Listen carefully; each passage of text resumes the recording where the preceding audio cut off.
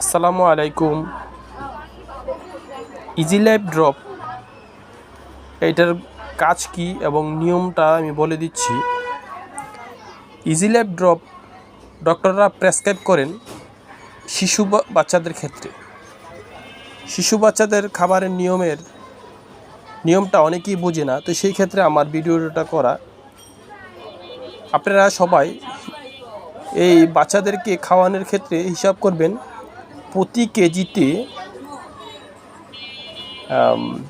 0.2 ml খাওয়াবেন। এই দেখেন, আমি এটাকে ধরে দিচ্ছি, হ্যাঁ দেখাচ্ছি।